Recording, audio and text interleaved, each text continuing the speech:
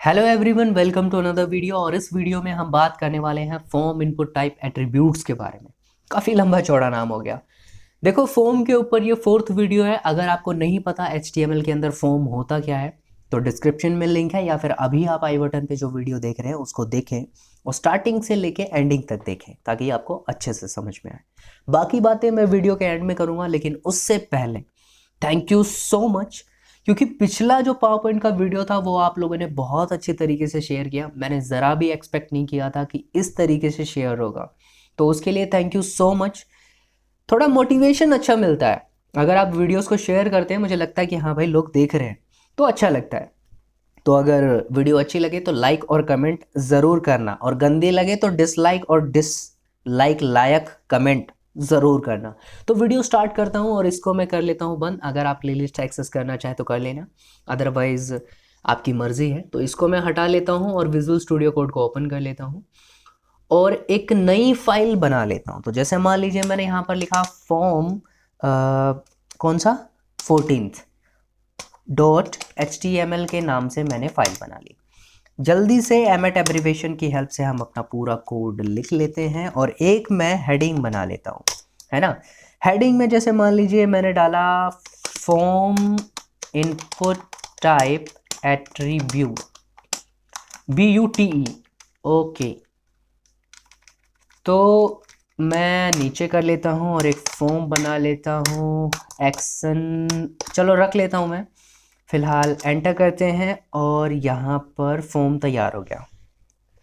इसको भी थोड़ा हाइड कर देते हैं। ओके, उसको हटाने के बाद अब जो हमारा सबसे पहला एट्रीब्यूट आता है वो है वैल्यू। वैल्यू के अंदर क्या होता है, अगर आपको पता हो तो जब फर्स्ट नेम हम भरते हैं कोई भी, तो उसमें हमें टाइप करना पड़ता है। लेकिन अगर आप चाहें तो उसमें पहले से ही लिख कर छोड़ सकते हैं। यानी जैसे मान लीजिए कुछ एक चीज़ें ऐसी होती है जहां पर आप चाहते हैं कंपलसरी कि वही लगी रहे, तो आप लिख कर उसे छोड़ सकते हैं, तो यूज़र को भरना नहीं पड़ेगा। लाइक आप स्टेट्स ले सकते हैं या फिर आप कंट्री ले सकते हैं।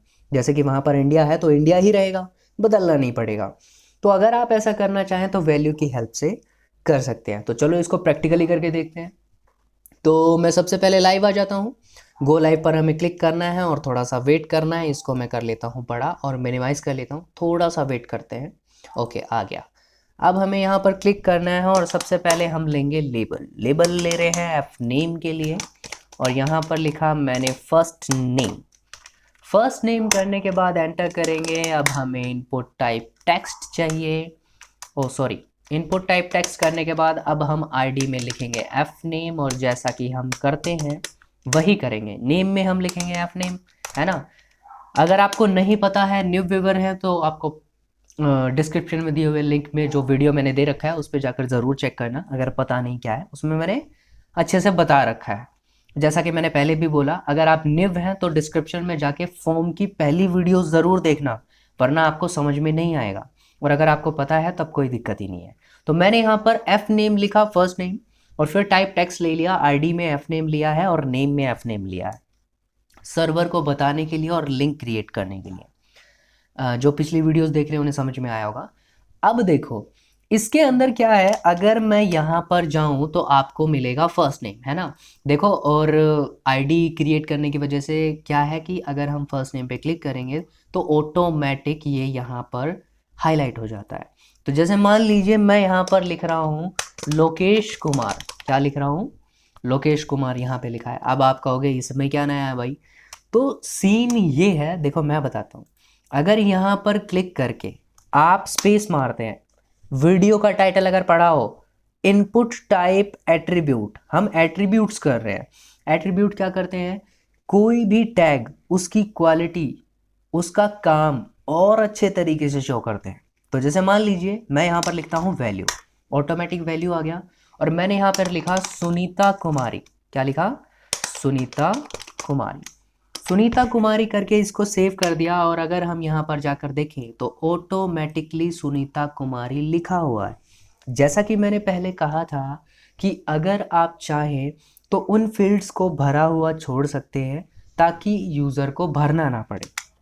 तो मान लीजिए इसके नीचे मैं एक BR लगा देता हूँ और एक और लेबल क्रिएट कर लेता हूँ, और ये लेबल है कंट्री के लिए, और यहाँ पर मैंने लिखा कंट्री COUNTRY और एंटर कर देते हैं। इनपुट टाइप में मैं टेक्स्ट ही रख रहा हूँ और मैंने आईडी के अंदर लिया कंट्री और नेम के अंदर लिया कंट्री और इसको सेव कर दिया। सेव करने के बाद यहाँ पर आ गया कंट्री का कॉलन। बढ़िया। अब देखो मैंने यहाँ पर वैल्यू लिखा, वैल्यू लिखने के बाद मैंने यहाँ पे क्या किया, इंडिया। क्या किया, इंडिया। तो इसमें यूज़र को भरने की ज़रूरत नहीं है क्योंकि वो ऑलरेडी इंडिया से ही बिलोंग करता है। अगर वो चाहे तो इस पर क्लिक करके इसको हटा दे और कुछ और कर दे, अमेरिका, अमेरिका करना चाहे तो अमेरिका कर सकता है। तो इस तरीके से आप वैल्यू एट्रीब्यूट का यूज़ करके अपने इनपुट टाइप्स के अंदर पहले से ही कुछ लिख कर रख सकते हैं। उसके बाद जो आपका अगला इनपुट टाइप आता है वो है रीड ओनली। देखो रीड ओनली के अंदर क्या होता है कि इसमें सिर्फ सामने वाला बंदा पढ़ सकता है, चेंज नहीं कर सकता। अगर आपको पता हो तो वैल्यू के अंदर अगर हम सुनीता कुमारी लिखते हैं या इंडिया लिखते हैं तो उसको काट कर हम कुछ और भी कर सकते हैं, लेकिन अगर आपने वहाँ पर रीड ओनली लगा दिया तो रीड ओनली लगाने के बाद जो उसके अंदर लिखा हुआ है उसे आप बदल नहीं पाएंगे। तो इसको प्रैक्टिकली करके देखते हैं। तो जैसे मान लीजिए सुनीता कुमारी यहाँ पर लिखा हुआ है और मैंने यहाँ पर रीड ओनली पर लिखा और इसको सेव कर दिया। तो आप देख सकते हैं सुनीता कुमारी यहाँ है तो सही, मैं पूरी कोशिश कर रहा हूँ कि मैं इसको बैक स्पेस से हटा दूँ लेकिन नहीं हटा पा रहा हूँ। एक बात और ध्यान देना, अगर आप यहाँ पर देखें तो मैंने वैल्यू लगाया हुआ है, लेकिन यहाँ पर देखें तो वैल्यू के साथ साथ रीड ओनली भी है। तो हम अगले एट्रीब्यूट को कर रहे हैं जिसका नाम है रीड ओनली। अगर वैल्यू में मैं हटाना चाहूँ तो हटा सकता हूँ, लेकिन रीड ओनली में नहीं हटा सकते। तो यही काम होता है इस एट्रीब्यूट का। इस एट्रीब्यूट के बाद जो आपका अगला एट्रीब्यूट आता है वो है डिसेबल। डिसेबल के अंदर क्या होता है, कभी कभी आपको मिडिल नेम नहीं चाहिए होता है। तो जैसे मान लीजिए मैं यहाँ पर एंटर करता हूँ और लेबल ले लेता हूँ। तो लेबल में किस चीज़ के लिए लेता हूँ, जैसे मान लीजिए एम नेम ले लिया मैंने। एम नेम किस लिए होता है, मिडिल नेम के लिए। तो मैंने यहाँ पर लिखा मिडिल नेम और कॉलन डाल दिया और एक बार करते हैं एंटर और इनपुट टाइप मैंने टेक्स्ट ही रखा। आईडी मैंने लिया एम नेम और नेम के अंदर भी मैं क्या लिखूँगा, नेम के अंदर भी एम नेम ही लिखेंगे हम, यानी मिडिल नेम चल रहा है ये। लेकिन इसके अंदर मैं क्या कर रहा हूँ, डिसेबल। क्या कर रहा हूँ मैं, डिसेबल। डिसेबल करने के बाद अब मैंने यहाँ पे इसके इधर क्लिक किया और एंटर किया और इनपुट टाइप ले लेते हैं। इनपुट टाइप टेक्स्ट ही है और इनपुट टाइप टेक्स्ट के अंदर जैसे मान लीजिए इसको यहीं पे सेव कर देता हूँ मैं और यहाँ पर एक लगा देता हूँ BR और इसको सेव कर देते हैं। और इसके नीचे एक लेबल भी चलो ले ही लेता हूँ मैं, वो ले लेता हूँ एल नेम के लिए।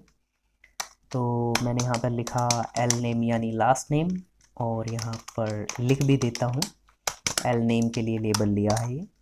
और इनपुट टाइप के अंदर भी चलो मैं लिख ही देता हूँ ID एल नेम और नेम भी हमारा है एल नेम और इसको सेव कर देते हैं। बढ़िया।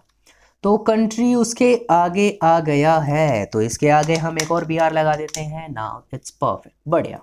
तो आप जैसा कि देखें सुनीता कुमारी में मैंने क्या लगा रखा है, रीड ओनली, यानी मैं उसे मिटा नहीं सकता, लेकिन मिडल नेम में तो लिख ही नहीं सकता यार, है ना। तो मैं कितनी ही कोशिश कर लूँ मैं मिडल नेम में नहीं लिख पाऊंगा। तो डिसेबल की हेल्प से, आप कहाँ है डिसेबल, ये जो यहाँ पे मैंने लिखा हुआ है। तो डिसेबल की हेल्प से आप अपने इनपुट टाइप को हाइड कर सकते हैं या फिर छुपा सकते हैं ताकि वो उसमें आपका यूज़र भर ना पाए। देखो फिलहाल हम फॉर्म बनाना नहीं सीख रहे हैं, हम सीख रहे हैं कि उसके जो एट्रीब्यूट्स होते हैं उनका काम क्या होता है। अगर आपको बाइक चलानी है तो सबसे पहले उसके हर एक पुर्जे के बारे में पता होना चाहिए, यानी उसका गियर, एक्सेलरेटर, ब्रेक्स, बहुत सी चीज़ें देखनी पड़ती हैं ना, हैंडलिंग वगैरह कैसे क्या है क्या नहीं है। तो अभी हम सिर्फ फॉर्म के बारे में पढ़ रहे हैं, बना नहीं रहे। पहले पढ़ेंगे और फिर बनाएंगे, ठीक है ना। तो एट्रीब्यूट्स कर रहे हैं हम, और एट्रीब्यूट के अंदर हम क्या कर चुके हैं, रीड ओनली। रीड ओनली के अंदर हम सिर्फ लिख सकते हैं, मिटा नहीं सकते। वैल्यू के अंदर आप लिख तो सकते हैं लेकिन मिटाकर दोबारा चेंज भी कर सकते हैं, है ना। और फिर हमने क्या किया, डिसेबल। डिसेबल के अंदर आप लिख ही नहीं सकते हैं, वो वैसा ही रहेगा। उसके बाद जो आपका अगला इनपुट टाइप आता है वो है साइज। साइज के अंदर क्या होता है, जैसे मान लीजिए आप कितना बड़ा साइज करना चाहते हैं अपने बॉक्स का। आपको जैसे मान लो हम नेम लिखते हैं तो नेम के सामने एक छोटा सा बॉक्स आता है ना, तो उस बॉक्स का क्या साइज करना है वो आप डिसाइड कर सकते हैं। तो चलो हम प्रैक्टिकली करके देखते हैं। तो जैसे मान लीजिए मैं रीड ओनली हटा देता हूँ वरना दिक्कत हो जाएगी। इसको हटा दिया यहाँ पे और सेव कर देते हैं। ओके, नाउ हम सुनीता कुमारी को उड़ा सकते हैं सॉरी हटा सकते हैं, तो हट गई। अब जैसे मान लीजिए सुनीता कुमारी के अंदर ही मैंने यहाँ पर क्या किया, साइज लिखा। साइज करने के बाद मैंने यहाँ पर साइज करा 10। 10 करते ही आप देखना सुनीता कुमारी का जो कॉलन है, सॉरी जो बॉक्स है वो छोटा हो गया। अगर आप चाहे तो मैंने यहाँ पे 100 कर दिया। कितना कर दिया, 100, और इसको सेव कर दिया। 100 करने के बाद कुछ ज़्यादा ही बड़ा हो गया है। तो आई होप आप समझ पा रहे होंगे कि साइज से क्या होता है। साइज से आप उस बॉक्स को एडजस्ट कर सकते हैं कि आपको उसे कहाँ पर रखना है या कितना बड़ा रखना है। एक बात ध्यान और रखना, हम यहाँ पर HTML कर रहे हैं, CSS नहीं कर रहे हैं। माना CSS की हेल्प से हम बहुत ज़बरदस्त डेकोरेट कर सकते हैं अपने फॉर्म को, अपनी टेबल्स को, हर एक चीज़ को, लेकिन फ़िलहाल हम सिर्फ HTML कर रहे हैं और HTML ही करेंगे, sorry hyper text and markup language. पहले HTML कवर करेंगे और फिर CSS and then JavaScript. Okay, अब साइज के बाद जो आपका अगला एट्रीब्यूट आता है वो है मैक्स लेंथ। देखो मैक्स लेंथ के अंदर क्या होता है कि जो आप अल्फ़ाबेट्स लिख रहे हैं उनकी मैक्सिमम अल्फ़ाबेट की काउंटिंग कितनी होगी और मिनिमम कितनी होगी। तो आप मिन लेंथ भी कर सकते हैं और मैक्स लेंथ भी कर सकते हैं। तो जैसे मान लीजिए, वैसे फर्स्ट नेम के अंदर सिर्फ सुनीता आता है, मैंने कुमारी लिख के गलत कर रखा है, तो कुमारी को हटाया जाए। डन, हटा दिया गया। देखते हैं, ओके सुनीता सुनीता आ गई है। अब आगे करते हैं, आगे हमारा क्या है, मैक्स लेंथ। तो जैसे मान लीजिए इसी के अंदर मैं यहाँ पे लिखता हूँ MAXLENTH। मैक्स लेंथ करने के बाद मैक्सिमम मैं यहाँ पर, चलो मान लीजिए 4 कैरेक्टर रख रहा हूँ। कितने कैरेक्टर रख रहा हूँ, 4 कैरेक्टर रखने के बाद अगर आप यहाँ पर जाएं तो जैसे मान लीजिए मैं यहाँ पर कुछ भी लिखता हूँ, मैंने लव लिखा और फिर KU, तो आगे मैं टाइप कर रहा हूँ तो कुछ लिख ही नहीं पा रहा हूँ। तो जैसे मान लीजिए, चलो कुछ और ट्राई करते हैं, सुनीता, नहीं आ रहा। नीचे वाले पे क्लिक कर रहा हूं तो भी नहीं आ रहा। तो इस तरीके से आप कितने अल्फ़ाबेट रखना चाहते हैं अपने बॉक्स के अंदर, वो यहाँ से मैक्सिमम लेंथ रख सकते हैं। उसी तरीके से अगर आप मिन लेंथ पर क्लिक करते हैं, मिनिमम भी डिसाइड कर सकते हैं ना, मैक्स कर सकते हैं तो मिन भी कर सकते हैं। तो मिनिमम में लाइक मान लीजिए मैं यहाँ पर 3 कर देता हूँ, काफ़ी छोटा हो जाएगा। मैक्स वाले को, इसको मैं बढ़ा देता हूँ, तो इसको 6 कर देता हूँ। तो मिनिमम मैं 3 अल्फ़ाबेट लिखूंगा और मैक्सिमम 6। तो चलो ट्राई करते हैं, इसको हटा देते हैं और मैंने यहाँ पर लिखा मिनिमम 3 है और मैक्सिमम 6 है, याद रखना, याद है ना। तो जैसे मान लीजिए मैंने यहाँ पर लिखा LUV, ये ठीक है, आगे लिख रहा है, लेकिन और आगे जाना चाहूँ तो 6 से ज़्यादा नहीं लिखेगा। अब आप लोग कहोगे 3 तो लिखा ही गया, आपने 2 लिख दिया, चलो ठीक है, लेकिन मैंने एक चीज़ नहीं कर रखी, क्या, सबमिट बटन नहीं डाला हुआ है। तो इनपुट यहाँ पर मैं कर देता हूँ सबमिट।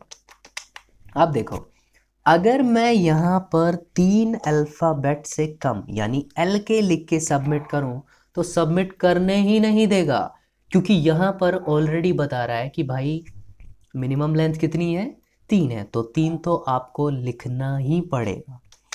तो इस तरीके से आप मैक्स लेंथ और मिन लेंथ की हेल्प से टेक्स्ट को एडजस्ट कर सकते हैं कि आपको कितना टेक्स्ट रखना है और कितना नहीं रखना है। उसके बाद जो आपका अगला एट्रीब्यूट आता है वो है मल्टीपल। देखो मल्टीपल के अंदर क्या होता है कि अगर आपको याद हो तो हमने फाइल सबमिट करी थी। तो जैसे मान लीजिए मैं इनको हटा लेता हूँ, अभी इनकी ज़रूरत नहीं है। इनको हटाने के बाद मैंने यहाँ पर क्या लिखा, जैसे मान लीजिए इनपुट टाइप डायरेक्ट करा, इनपुट टाइप, और यहाँ पर मैंने फाइल करा और इसको सेव कर दिया। फाइल करने के बाद जैसा कि आप देख सकते हैं यहाँ पर सुनीता के ठीक नीचे आया है, तो आपको शायद दिख नहीं रहा होगा, तो मैं 1-2 BR और लगा देता हूँ, इतना ठीक है। ओके, अब गैप क्रिएट हो गया है। अगर आप चाहो तो चलो एक और BR मार देते हैं, थोड़ा गैप क्रिएट हो जाएगा, बढ़िया। तो अगर मैं चूज़ फाइल पर क्लिक करता हूँ, चूज़ फाइल पर क्लिक करने के बाद कोई भी इमेजेस, देखो ऑलरेडी मैंने सेलेक्ट की हुई थी तो आ रही है। तो अगर मैं कंट्रोल के साथ दूसरी इमेज सेलेक्ट करने की कोशिश कर रहा हूँ तो नहीं हो रहा है, मैं पूरी कोशिश कर रहा हूँ पर नहीं कर पा रहा हूँ, देख सकते हो। सिर्फ एक ही फ़ोटो कर पाऊँगा। अगर आपको विश्वास ना हो तो आप खुद करके देखना, अगर हो जाए तो मुझे भी बताना। तो यहाँ पर अगर आप मल्टीपल का यूज़ नहीं करते हैं तो सिर्फ एक ही फाइल आप कलेक्ट कर पाएंगे। लेकिन अगर मैं यहाँ पर जाऊँ और फाइल्स के कोड के अंदर यहाँ पर लिख देता हूँ मल्टीपल, मैंने बताया ना एट्रीब्यूट है, तो इस मल्टीपल को लगाने के बाद अगर आप चूज़ पर जाते हैं एंड देन फिर आप सेलेक्ट करते हैं तो आप देखो 2 से ज़्यादा भी फाइल्स को सेलेक्ट कर पाएंगे इस तरीके से, और ओपन भी कर पाएंगे और यहाँ पर सेलेक्ट भी कर पाएंगे। आप देख सकते हैं यहाँ पे मैं 4 फाइल को सेलेक्ट कर चुका हूँ और उन पर कर्सर ले जाने के बाद उनके नाम भी बता रहा है नीचे। तो इस तरीके से आप मल्टीपल की हेल्प से आप बहुत सारी फाइल्स को सेलेक्ट कर सकते हैं। मल्टीपल एट्रीब्यूट के बाद जो आपका अगला एट्रीब्यूट आता है वो है पैटर्न। देखो पैटर्न को अभी थोड़ा कन्फ्यूज़न है उसके अंदर, तो उसको बाद में करता हूँ, मैं अगले वीडियो के अंदर बताऊँगा क्या है क्या नहीं है। अगले एट्रीब्यूट की तरफ चलते हैं जिसका नाम है प्लेस होल्डर। ये एक स्किप करा है मैंने। प्लेस होल्डर के अंदर क्या होता है, जैसे मान लीजिए यहाँ पर मैंने सुनीता लिखा हुआ है, चलो एक और मैं नया ले ही लेता हूँ। तो यहाँ पे मैंने एंटर करा, लेबल लिया मैंने एल नेम के लिए, ठीक है, एल नेम के लिए लेबल लिया और यहाँ पर लिखा लास्ट नेम करके कॉलन लगाया और इसको सेव कर दिया। तो यहाँ पर मेरा लास्ट नेम आ गया, पर वो सबमिट के पास आ रहा है, तो मैं यहाँ पर एक BR लगा देता हूँ और इसके सामने भी एक BR लगा के सेव कर देता हूँ। ओके, अब ठीक है, लेकिन हमारा अभी वो नहीं आया है, क्या नहीं आया, बॉक्स नहीं आया, तो बॉक्स भी आएगा। देखो कैसे आएगा, इनपुट टाइप लिखना पड़ेगा ना, तभी तो आएगा। अब मैंने यहाँ पर लिखा इनपुट टाइप टेक्स्ट, और थोड़ा और आगे ले लेते हैं, यहाँ पर लिखते हैं ID में आएगा एल नेम, सेम प्रोसीजर है, नेम लिखेंगे और नेम के अंदर भी क्या आएगा, एल नेम, और इसको सेव कर देते हैं। आ गया ना बॉक्स। ओके, अब देखो एक सेकेंड, इसको इधर से हटा के इधर रख देंगे BR, नाउ इट्स बेटर। और अगर एक और BR लगाना चाहो तो लगा लेना ताकि गैप अच्छा बन जाए, है ना। अब देखो यहाँ पर मैंने सिर्फ ये लिखा है, सेम ही है, ज़्यादा नया नहीं है, वही चीज़ें जो था वो जो हटाया था वही दोबारा लिख दिया और कुछ नहीं किया है। तो लास्ट नेम के अंदर मैं प्लेस होल्डर डाल रहा हूँ, वैसे डाल तो ऊपर भी सकता था, बस ऐसे ही लिखा है, थोड़ा टाइम बढ़ जाएगा यार। तो जैसे मान लीजिए मैं यहाँ पर प्लेस होल्डर यूज़ करता हूँ, तो मैंने यहाँ पर लिखा प्लेस होल्डर के अंदर क्या होता है, देखो मैं आपको बता दूँ। प्लेस होल्डर हम तब यूज़ करते हैं जब आपको सामने वाले को सजेशन देना हो कि आप इसमें क्या लिखना चाहते हैं या फिर ये लिखना है, उस टाइम पे आप प्लेस होल्डर का यूज़ करेंगे। तो प्रैक्टिकली करके देखते हैं। प्लेस होल्डर लिखने के बाद मैं यहाँ पर सीधा लिख रहा हूँ कि भाई ना लास्ट नेम, और इसको सेव कर दिया। और अगर आप फॉर्म पर जाकर देखोगे तो हल्का सा धुंधला सा आ रहा है, मतलब फेडेड है हल्का सा। तो इस तरीके से आप देखो, जैसे यहाँ पे लिख तो सकते हैं लेकिन वो आपको सजेशन देता है कि आपको यहाँ पर क्या लिखना है। तो इस तरीके से आप प्लेस होल्डर का यूज़ कर सकते हैं। अब देखो, आपने देखा होगा कभी कभी जब आप फॉर्म को सबमिट करते हैं तो उसमें कुछ एक चीज़ें ऐसे होती है जो बहुत ही ज़्यादा नेसेसरी होती है, बहुत ज़्यादा ज़रूरी होती है, मतलब उसके बिना काम हमारा होगा ही नहीं। तो हमें क्या करना पड़ेगा, जैसे मान लीजिए मैं चाहता हूँ कि फर्स्ट नेम तो लिखे लेकिन अगर लास्ट नेम ना लिखे तो उसका फॉर्म नहीं भरा जाना चाहिए। समझ में आया या नहीं? कहने का मतलब ये है कि उसे लास्ट नेम वाला कॉलम नहीं छोड़ना है। आपने देखा होगा ना, कुछ एक कॉलम को अगर हम छोड़ भी देते तो कोई दिक्कत वाली बात नहीं है। तो जैसे मान लीजिए लास्ट नेम को छोड़ो, हम चूज फाइल में ले लेते हैं, जब तक वो किसी एक फाइल को सेलेक्ट यहाँ पर नहीं करेगा तब तक आपका फॉर्म सबमिट नहीं होगा। तो जैसे मान लीजिए चूज फाइल कौन सा है, ये है, और इसके अंदर मैंने क्या कर दिया, रिक्वायर्ड, स्पेस मार के यहाँ पर क्या कर दिया, रिक्वायर्ड कर दिया। रिक्वायर्ड करने के बाद अब मैं यहाँ पर आया, मैंने यहाँ पर सुनीता लिखा, लास्ट नेम में मैंने क्या लिखा, कुमारी, और कुमारी लिखने के बाद मैंने क्या करा, इसको सबमिट। तो यहाँ पर क्या बोल रहा है, प्लीज सेलेक्ट वन और मोर फाइल्स, यानी यहाँ पर जब तक हम सेलेक्ट नहीं करेंगे तब तक हमारा फॉर्म सबमिट नहीं होगा। चलो इसको किसी और पे ट्राई करते हैं। तो जैसे मान लीजिए मैं इस रिक्वायर्ड को यहाँ से हटा देता हूँ, और रिक्वायर्ड को हटाने के बाद मैं यहाँ पर आता हूँ और यहाँ पर रिक्वायर्ड लिख देता हूँ। अब अगर आप यहाँ पर सेलेक्ट कर लेते हैं, यहाँ से फाइल सेलेक्ट कर लेते हैं, लास्ट नेम को ब्लैंक छोड़ देते हैं और सबमिट करते हैं, तो नहीं भरेगा, क्योंकि आपको ये भरना ही पड़ेगा। तो ये यूज़ होता है रिक्वायर्ड का। रिक्वायर्ड के बाद जो आपका अगला आता है वो है स्टेप। स्टेप के अंदर क्या होता है, जैसे मान लीजिए मैं थोड़ा छोटा ही लेता हूँ, तो इनपुट टाइप मैंने यहाँ पे क्या लिया, नंबर ले लिया। नंबर लेने के बाद में डायरेक्ट इनपुट ही लिया है, तो मैं यहाँ पर 2-3 BR मार देता हूँ, इतना ठीक है। और यहाँ पर मैंने लिखा, क्या लिखा, स्टेप लिखा। स्टेप कितना लिखा, तो जैसे मान लीजिए मैं 5 पे चाहता हूँ, 5 पे क्या, देखो स्टेप के अंदर क्या होता है मैं बता देता हूँ। स्टेप में क्या होता है कि जब आप न्यूमेरिकल वैल्यूज़ लिखते हैं तो कभी कभी क्या होता है हम ऊपर नीचे करते हैं, अगर आपको पता हो तो, जैसे करते हैं ना, जैसे 2 ऑप्शन मिलते हैं हमें, एक ऑप्शन पे क्लिक करते हैं तो एक पे ही आगे चलता है, तो वो स्टेप्स है, यानी एक कदम आगे बढ़ रहा है, यानी 1 2 3 4 5 6। लेकिन अगर आप स्टेप्स बढ़ा दें, जैसे मान लीजिए 2 कर दें, तो पहले 1 आएगा, फिर कितना आएगा, 3 आएगा, फिर स्टेप करेंगे तो 2 जंप लेके करेगा, है ना। आई होप आप समझ पा रहे होंगे, नहीं आ रहे तो प्रैक्टिकली करते हैं।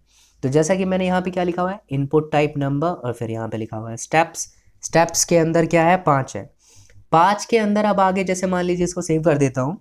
अब मैं यहाँ पे जाता हूँ, यहाँ पे जाने के बाद अगर जाएंगे तो अगर मैं ऊपर वाले चीज़ के ऊपर क्लिक करता हूँ तो यहाँ पे क्या आ रहा है, 5, फिर आगे 10 15 20 25 30। समझ पा रहे हैं ना मैं क्या कहना चाह रहा हूँ, जी हाँ। अगर मैं यहाँ पर स्टेप्स के अंदर 2 डाल देता हूँ, जो एग्जाम्पल मैं आपको दे रहा था, अगर मैं यहाँ पर 2 करके नेक्स्ट करूँगा, 2 4 6, समझ रहे हैं ना। मैथ अपना थोड़ा वीक है तो कैलकुलेट कर लेना। तो इस तरीके से आप जितने स्टेप्स करना चाहें यहाँ पर स्टेप्स कर सकते हैं। अगर आपको कहीं पर भी लगे कि वीडियो के अंदर कुछ समझ नहीं आ रहा तो कमेंट सेक्शन में मुझे ज़रूर बताना, वो टॉपिक मैं दोबारा किसी और वीडियो में एक्सप्लेन कर दूंगा। लेकिन समझना बहुत ज़रूरी है, रटना नहीं है। बाकी एक वीडियो और बनाऊंगा मैं जिसमें आपको पता लगे कि याद कैसे करते हैं इन कोड्स को। अब अगला जो आपका एट्रीब्यूट आता है वो है मैक्स और मिन। देखो मैक्स और मिन के अंदर सिंपल आपको नाम से पता लग रहा है कि मैक्सिमम वैल्यू क्या रखनी है और मिनिमम वैल्यू क्या रखनी है।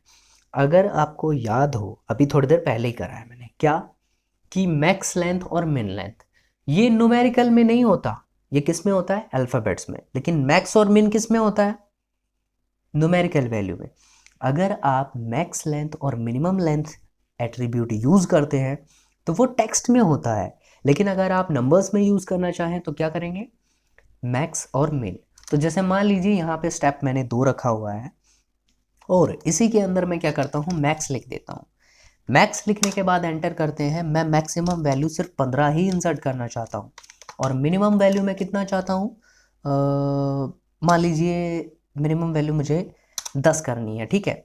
अब क्या है, अगर मैं स्टेप्स को यहाँ पर बढ़ाता हूँ तो जैसे मान लीजिए मिनिमम तो 10 है, 10 से नीचे तो जाएगा ही नहीं, कितना ही कर लूँ, और मैक्सिमम क्या है 15, तो ये उसको भी टच नहीं करेगा। तो जैसा कि मैंने यहाँ पर लिखा हुआ है उसी बेस के ऊपर हमारा यहाँ पर रिजल्ट आ रहा है। तो आप मिनिमम और मैक्सिमम वैल्यू यहाँ पर इंपोर्ट कर सकते हैं। तो जैसे मान लीजिए मैं 1 से लेके, या फिर चलो मान लीजिए 10 से लेके 20 तक की वैल्यूज़ को लिखना चाहता हूँ, तो इस तरीके से अब क्या होगा, मैं 10 से लेके 20 तक की कोई भी वैल्यूज़ को इंपोर्ट कर पाऊँगा, लेकिन उनसे नीचे या ऊपर नहीं।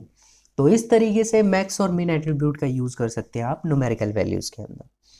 मैक्स और मिन के बाद जो आपका अगला एट्रीब्यूट आता है वो है ऑटो फोकस। देखो ऑटो फोकस के अंदर क्या होता है, जब भी आपका पेज लोड होगा या फिर जैसे ही आप अपने फॉर्म के पेज पर जाएंगे तो जिस भी इनपुट टाइप के अंदर ऑटो फोकस लिखा हुआ होगा वो ऑटोमेटिक हाईलाइट हो जाएगा।